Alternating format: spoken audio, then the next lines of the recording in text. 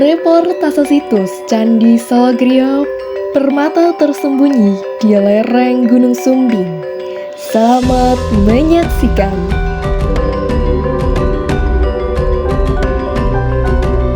Assalamualaikum warahmatullahi wabarakatuh. Salam sejahtera untuk kita semua. Saya Nova Septianugrani dari kelas 10 Kimia Analisis 3 dengan nomor absen 25. Di sini saya sedang berada di situs purbakala peninggalan Mataram kuno. Tepatnya ada di Dusun Campirjo, Desa Kembang Kuning, Kecamatan Windusari, Kabupaten Magelang, Provinsi Jawa Tengah. Di dalam video ini, saya akan mengajak kalian mengetahui lebih dalam, mengulik lebih dalam tentang sejarah, arsitektur candi, filosofi candi, dan juga dengan gaya tarik serta keunikan-keunikan dari Candi Salagriya. Dan tanpa berlama-lama, inilah dia Candi Salagriya, permata tersembunyi di lereng Gunung Sumbing. Halo semuanya, kembali lagi dengan saya. Saat ini saya sedang berada di gerbang Candi Salagriya dan terdapat dua jalur. Yang pertama adalah jalur untuk pejalan kaki dan yang di sini untuk sepeda motor. Kamu juga bisa digunakan oleh pejalan kaki. Begitu. Dan suasana sejuk sangat terasa di tempat ini. Di sebelah saya juga ada peta informasi tentang Candi Salagriya. Yang terdapat ada warung, musola, WC dan juga panggung. Jadi saya bersama teman-teman ingin menaiki tangga yang untuk pejalan kaki agar bisa sampai di Candi Salagriya. Dan tanpa berlama-lama, langsung saja masuk ke segmen selanjutnya, yakni sejarah tentang Candi Salagriya. Sejarah Candi Salagriya.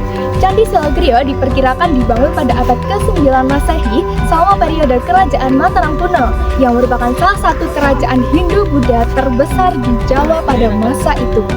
Periode ini dikenal sebagai masa kejayaan arsitektur candi di Jawa Tengah, di mana candi-candi besar dan juga candi-candi kecil termasuk Candi Prambanan dan juga Candi Borobudur yang lebih terkenal dibangun pada masa itu. Candi ini dikasihkan untuk Dewa Siwa, salah satu dewa utama dalam agama Hindu, dan juga ciri-ciri arsitektur dan relief yang terlihat di sekitar candi ini menunjukkan pengaruh agama Hindu di Candi Salagriya. Candi ini pertama kali ditemukan pada tahun 1835 oleh Resident Hofmann, seorang pejabat Belanda, dan setelah terkubur selama berabad-abad, candi ini akhirnya dipugar pada tahun 1955 hingga 1957.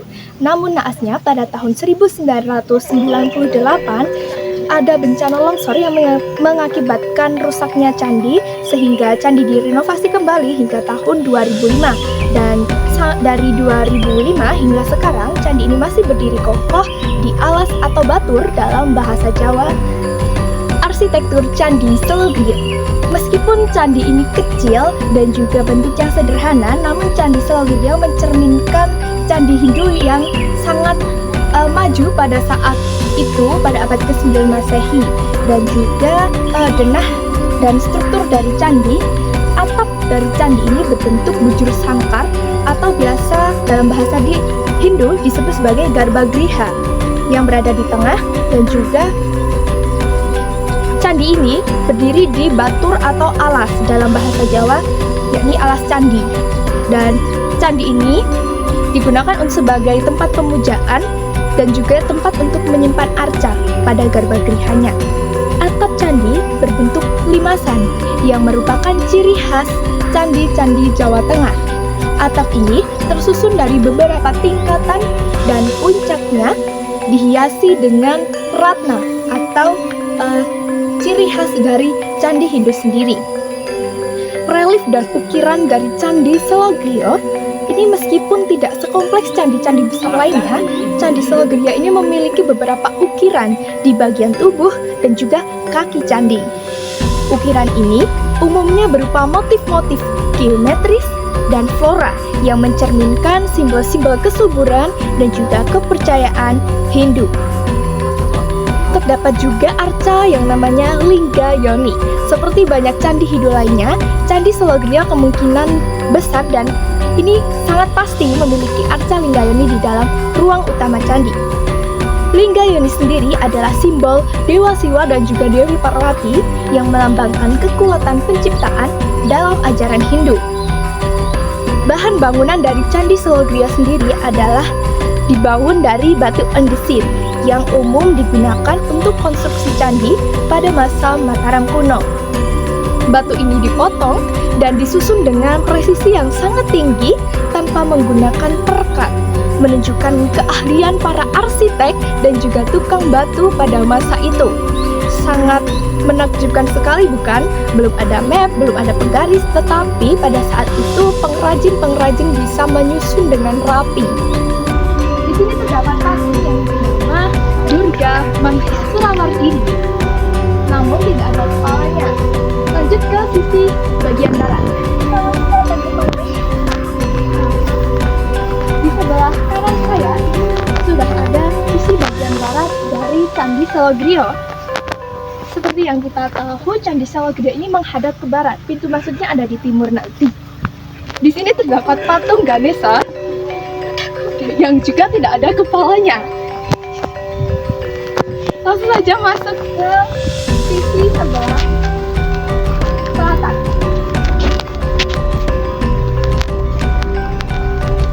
Di sini terdapat patung yang bernama Resi Agastya, namun lehernya juga sudah tidak ada.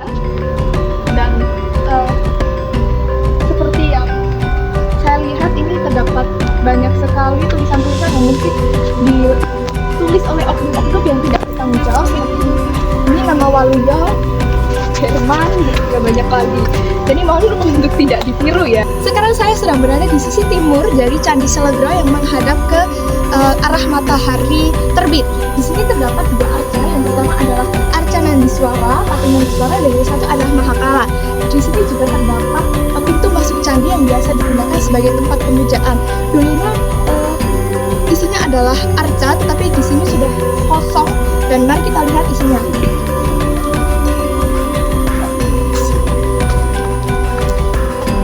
Di sini sangat sakral dan juga gelap.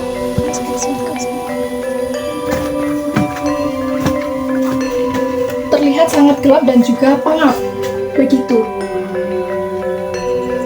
Dan di sini juga ada aroma-aroma yang mungkin seperti dupa.